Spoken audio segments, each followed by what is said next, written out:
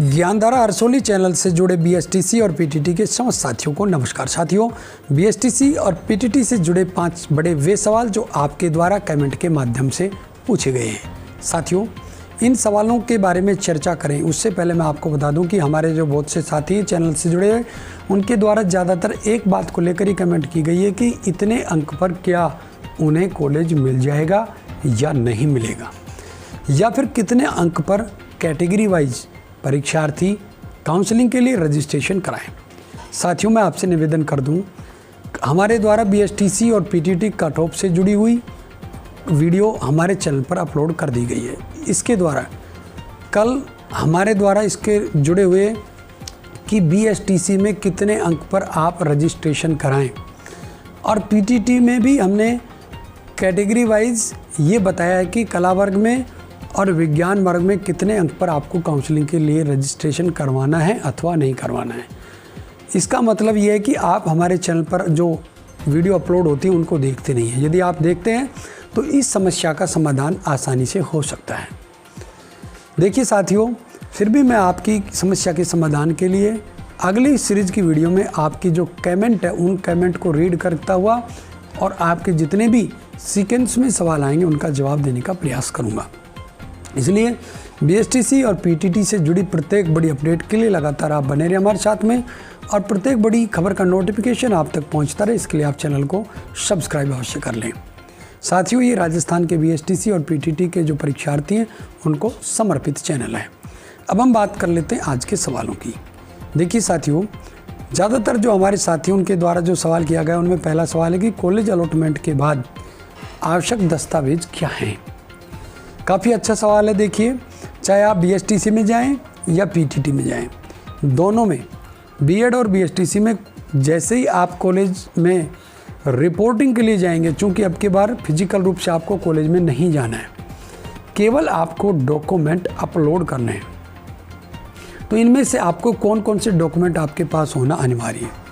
साथियों, इसकी list PTT ने भी और बीएसटीसी ने भी नोटिफिकेशन के माध्यम से जारी कर दी कि आपको कौन कौन से दस्तावेज अपलोड करने हैं।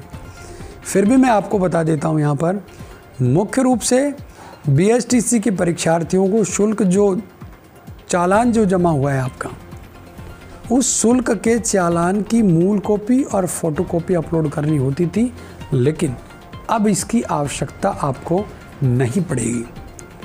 आवेदन पत्र चूँकि आपका ऑनलाइन है, कॉलेज आवंटन पत्र आपको जैसी रिपोर्टिंग करेंगे उसके बाद मिल जाएगा।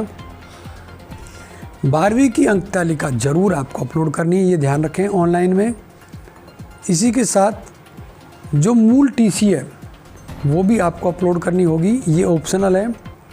आधार कार्ड, बैंक खाते की पासबुक, पासपोर्ट साइज फोटोग्राफ, जाति प्रमाण पत्र, मूल निवास प्रमाण पत्र, आय प्रमाण पत्र, विकलांगता प्रमाण पत्र, और यदि आप तलाकशुदा हैं, विधवा हैं, परित्यक्त हैं तो इसका प्रमाण पत्र भी आपको अपलोड करना पड़ेगा। साथियों, अब की बार रिपोर्टिंग में कुछ बदलाव किया गया है। जैसे ही आप काउंसलिंग के लिए रजिस्ट्रेशन करा देंगे और आपकी लॉगिन आईडी पर आपको मालूम हो जाएगा कि आपको कॉलेज अलॉट हुआ है या नहीं हुआ है। जो कॉलेज आपको अलॉट हो जाए उस पर आप क्लिक कीजिए। इसके बाद आपके लिए आपको रिपोर्टिंग के लिए कहा जाएगा। रिपोर्टिंग में जैसे ही आप आवश्यक दस्तावेज अपलोड कर देंगे, इसके बाद आपके पास कॉलेज में फ़ीस भरने का जो चालान है वो ओपन होगा। उस विंडो के माध्यम से आप जैसे ही फ़ीस फिल कर देंगे, इसके पास फ़ीस सक्सेसफुली जमा का मैसेज आने के बाद आपको जो आपका कॉलेज है उसके द्वारा कंफर्मेशन का लेटर जारी कर दिया जाएगा। कॉलेज के द्वारा कंफर्मेशन लेटर जारी होने के बाद ही आपको ध्यान रखें, इसी के बाद में कंफर्मेशन लेटर के बाद ही आपको अपवर्ड मूवमेंट करने का मौका मिलेगा। इसके बाद ही आप अपवर्ड मूवमेंट कर सकते हैं। अपवर्ड मूवमेंट क्या है, इसके बारे में यदि आप जानना चाहते हैं तो कमेंट करके बताइएगा। हम आपकी कमेंट के आधार पर अगली वीडियो में आपको बताएंगे कि कौन परीक्षार्थी अपवर्ड मूवमेंट कर सकता है और अपवर्ड मूवमेंट में कौन से कॉलेज आपकी चॉइस में रहेंगे और अपवर्ड मूवमेंट करने की आपकी योग्यता क्या होनी चाहिए। अगला जो आपका सवाल है कि बीएड तथा एमए एक साथ कर सकते हैं क्या? बिल्कुल कर सकते हैं, लेकिन शर्त ये कि एमए आपकी प्राइवेट होनी चाहिए और विश्वविद्यालय भी अलग होना चाहिए। तीसरा सवाल है बीएड तथा बीएसटीसी में स्कॉलरशिप मिलती है क्या? बिल्कुल मिलती है। यदि आप जानना चाहते हैं कि स्कॉलरशिप किन किन को मिलती है, इसकी प्रक्रिया क्या है, तो कमेंट करके बताइएगा। इस सीरीज़ की अगली वीडियो में आपको ज़रूर बताऊंगा कि स्कॉलरशिप के लिए कौन परीक्षार्थी पात्र है और इसकी क्या प्रक्रिया है और कितनी स्कॉलरशिप आपको मिलती है। बहुत से साथियों के द्वारा एक सवाल किया गया कि क्या बीएसटीसी दूसरे राज्य से करने पर मान्य होती है? बिल्कुल होती है। आप बीएसटीसी कहाँ से भी करिए, बीएड का किसी भी स्टेट से करिए, आपकी मान्य होगी। शर्त यह है कि एनसीटीई की मान्यता होनी चाहिए।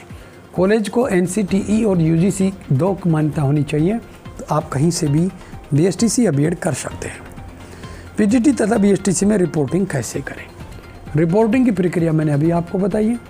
जैसे ही काउंसलिंग रजिस्ट्रेशन आपका हो जाएगा, आप लॉगिन आईडी पर देखिए, जो कॉलेज आपको अलॉट हुआ है उस कॉलेज पर क्लिक करिएगा। आवश्यक जो डॉक्यूमेंट मैंने आपको बताए वो अपलोड करिएगा। फ़ीस की विंडो खुलेगी, फ़ीस डिपॉजिट करिएगा। इसके बाद कॉलेज के द्वारा आपके जो कन्फर्मेशन लेटर है वो जारी कर दिया जाएगा। तो साथियों, ये कुछ बड़े सवाल थे आपके, जिनका मैंने जवाब देने का प्रयास किया। फिर भी यदि आपकी किसी प्रकार की कोई क्वेरी रह गई हो, कोई सवाल रह गया, तो आप कमेंट करके बताइएगा।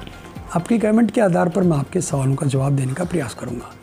कल की वीडियो देखना ज़रूर देखिएगा, क्योंकि कल हम आपकी जो कमेंट आधारित आपका फेवरेट कार्यक्रम है वो करने वाले, जिसमें आपकी जितनी भी कमेंट है उनको शामिल करने वाले हैं और लाइव आपकी कमेंट का जवाब देने वाले हैं। इसलिए कल के इस कार्यक्रम को आप मिस ना करिएगा। ये कार्यक्रम आपसे मिस ना हो, इसके लिए अभी चैनल को सब्सक्राइब करके बेल आइकन प्रेस कर लीजिएगा, जिससे हमारे द्वारा प्रत्येक बड़ी अपडेट का नोटिफिकेशन लगातार आप तक पहुँचता रहे। आज की इस वीडियो में साथियों बस इतना ही। नमस्कार।